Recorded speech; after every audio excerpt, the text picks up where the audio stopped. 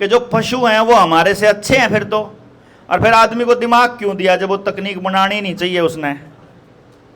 देखो, हर जीव को दिमाग एक ही काम के लिए दिया गया है, उसको दिमाग दिया है सर्वाइवल के लिए, और जो उसने सीखा अगली पीढ़ी को पास ऑन करने के लिए।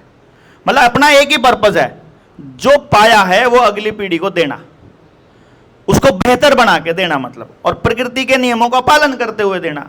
ये अपने आने का एक पर्पस है। जाना तो कन्फर्म है। आदमी हो या कोई भी जीव हो, कोई भी जीव है, उसमें पेड़ भी आ गया, उसमें पशु भी आ गया, और उसमें इंसान भी आ गया, कुछ भी है, वो उसकी एक मूल मतलब इंस्टिंक्ट है अंदर से, जो हर किसी में है, वो है अमर होने की। हर कोई, मतलब कोई भी मरना नहीं चाहता है बेसिकली ना, तो वो जिंदा रह नहीं सकता। उसे मालूम है कि मैं नश्वर हूं, तो उसका शरीर जब छोड़ना होता है, किसी भी जानवर को शरीर छोड़ने से पहले मालूम पड़ जाता है कि मेरा शरीर अब मैं छोड़ने वाला हूं। पेड़ को भी मालूम होता है कि अब मेरा समय पूरा हो गया है। आदमी को भी लगभग मरने से पहले मालूम हो जाता है। वो अपने आसपास लोगों से इस तरीके से बात करने लग जाता है जैसे कि वो अपनी फाइनल जाने की तैयारी कर रहा है, अगर उसको कोई इंजेक्शन ना लग रहा हो तो, ठीक है ना, उसको मौका नहीं मिलता। उनको अपनी वसीयत पहले ही बना लेनी चाहिए, बाकी वो अपनी बनवा के रख लो।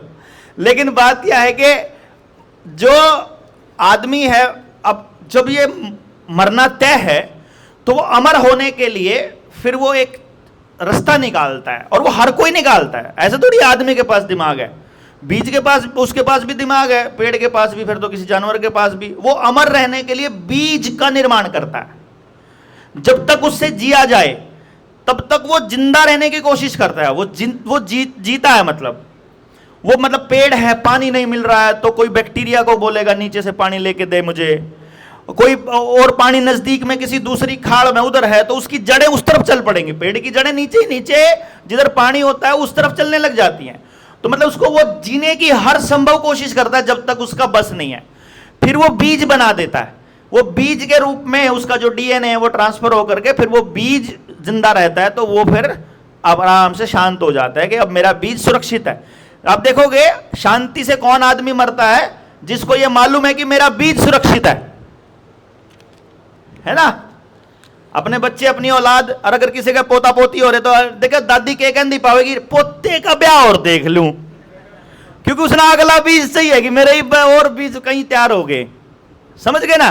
बेसिकली उसका जो मूल भाव है वो ये है कि मैं अब सुरक्षित हूं, अभी कम से कम इतना अमर तो मैं हो गया, और इसके बाद इसकी संतानें हैं वो अमर। तो वो मूल एक पॉइंट है। अब वो अमर होने के लिए, जैसे आदमी के पास जो दिमाग था वो कम्युनिकेट करने के लिए इस्तेमाल किया उसने, और हर एक जीव के पास दिमाग है और वो कम्युनिकेट करता है। हर एक जीव, जितने भी जीव हैं, मतलब चींटियां भी, मधुमक्खियां भी, भैंस भी, कुत्ता भी, सुअर भी, सब कम्युनिकेट करते हैं, आपस में भी करते हैं, जैसे हम लोग अपने फैमिली में भी करते हैं और बाहर की फैमिली से भी करते हैं। तो ऐसे ही वो लोग अपनी फैमिली में भी और बाहर भी सब जगह कम्युनिकेट करते हैं। अब जब वो कम्युनिकेट करते हैं तो वो उस वस्तु को एज इट इज वो बता पाते हैं, सत्य को, न्यू का न्यू, जो उनको नॉलेज मिला है वो पास ऑन कर देते हैं। उनको बहुत ज्यादा बोलने की, आवाजों की जरूरत नहीं पड़ती है।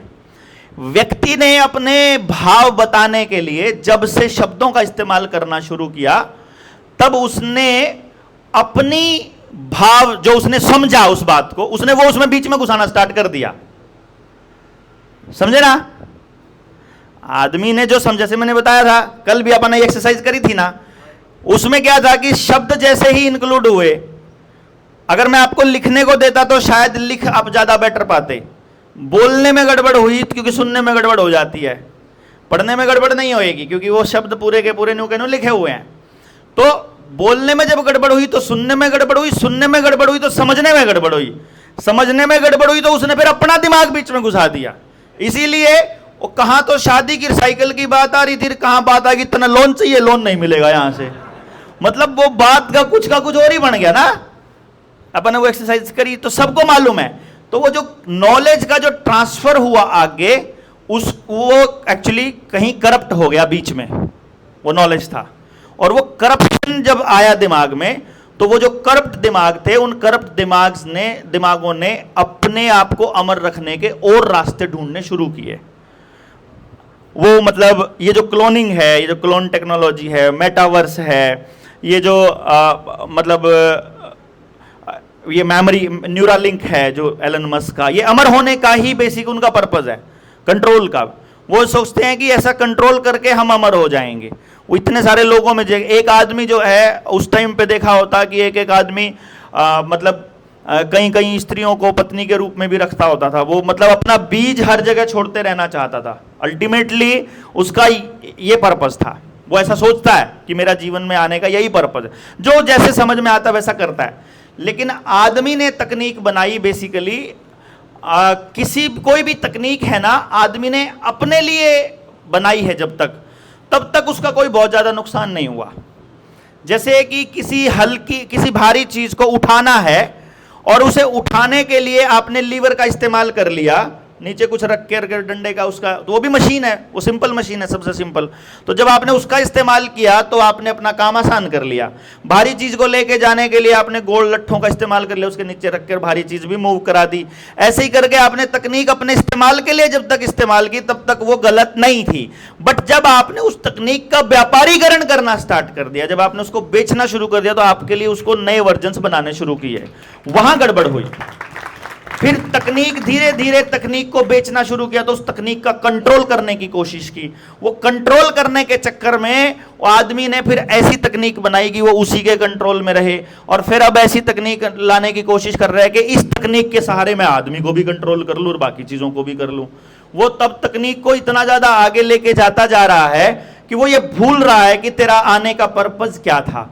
तो अब वो अमर होने के और रास्ते ढूंढने लग गया, तकनीक के रास्ते, साइंस के रास्ते, दूसरी चीजों के रास्ते। तो वो करप्ट दिमाग ही करते हैं। हम लोग तो नहीं करना चाहते हैं किसी के साथ ऐसा, लेकिन वो लोग कर रहे हैं। तो उन्होंने वो जो किया है वो अपने लिए किया है। जैसे जिसने बिजली आपको दी है वो आपके लिए नहीं दी है, उन्होंने सुविधा के लिए नहीं दी थी।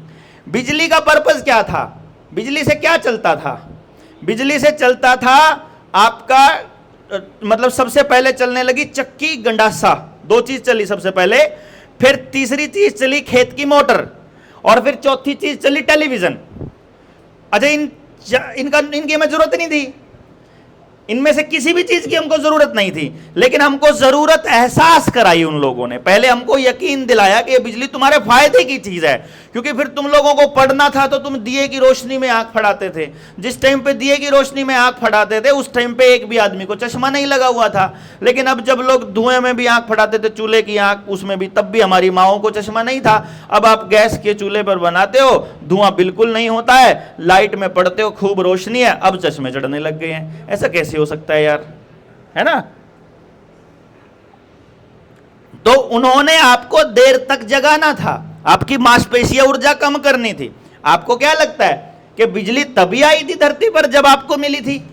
नहीं भैया, उन्होंने ये बड़े लंबे अरसे से है। हमारे पुरखे जो हैं ये सारी तकनीकों को जानते थे, उनको पता था इससे हरासमेंट होता है सारी चीजों का।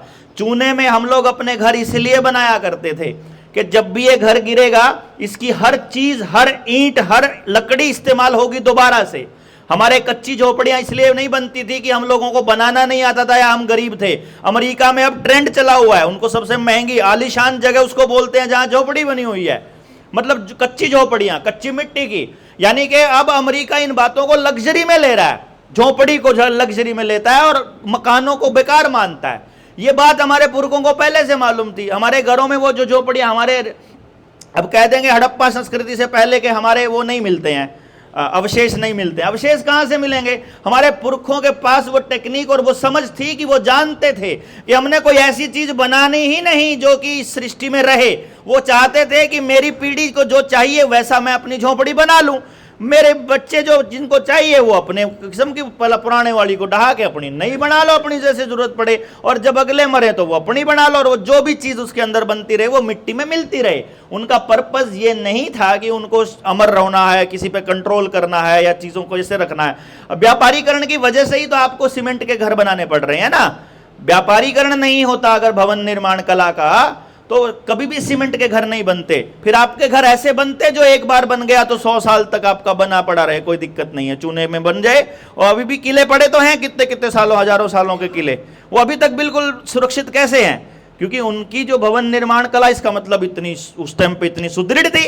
हमारे वाले बिल्डिंग, हमारे वाले पुल रह करके दिखा दो ना, उनके बनाए हुए 600 साल पुराने पुल अभी भी हैं, और हमारे बनाए हुए पुलों को इतने दिन तक रह के दिखा दो। इसका मतलब ये हुआ कि हमारे वालों के पास टेक्निक भी थी, समझ भी थी, और उनको ये पता था कि ये कंक्रीट और ये सीमेंट असल में इस प्रकृति का विनाश करने के बाद ही आती है, और ये नहीं आती है। लेकिन कुछ करप्ट दिमागों ने कंट्रोल करने के चक्कर में ये किया।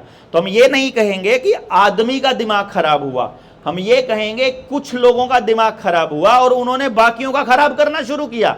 ये जो मोबाइल है ये आपका दिमाग खराब कर रहा है, और उन्होंने ये अपने लिए बना रखा है, ये आपके लिए नहीं बना है। मोबाइल आपने नहीं बनाया है, अपनी सुविधा के लिए नहीं बनाया है, उन्होंने आपके लिए बनाया है। आपके ऊपर मास ट्रायल चल रहा है, मशीन लर्निंग चल रही है। इससे बड़ी मार्केट नहीं है, भारत से बड़ी मार्केट नेपाल में तो नहीं है इंटरनेट फ्री। वहां तो उन्होंने तो मतलब डेटा का पूरा चार्ज लगता है, क्योंकि नेपाल के लोगों की जो मानसिकता है उस एरिया के लोगों के पास है, तो वो नेपाल को नहीं देंगे फ्री में। यहाँ के लोगों पे मास ट्रायल हो ही रहा है, यहाँ वालों को फ्री दे दो। मास ट्रायल का हिस्सा हो आप लोग बेसिकली, तो और उनके मास ट्रायल का हिस्सा हो। तो ये जो मोबाइल है ये असल में उनका हथियार है, जो आपको स्टडी करने के लिए आपके हाथ में पकड़ाया हुआ है, और आप इसको तकनीक मानते हो। ये तकनीक नहीं है, ये हथियार है उनका बेसिकली।